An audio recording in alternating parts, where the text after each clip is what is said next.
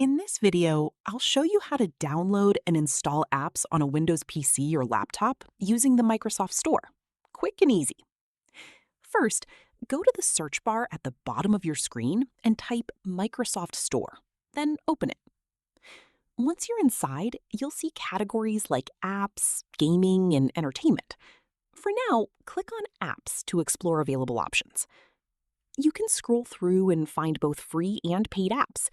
If you already have something in mind, you can simply use the search bar inside the Microsoft Store to find it faster. This saves a lot of time. Now, select any app you want to install. For example, you can choose an entertainment or utility app. Click on it, and then hit the Get button in the left side. At this point, Windows may ask you to sign in with a Microsoft account. If you don't have one, just select Create Account and follow the steps. It only takes a minute. But in my PC, the account is already signed in.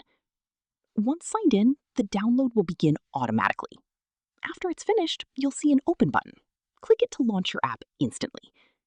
And that's how you can install apps on Windows 10 or Windows 11 using the Microsoft Store.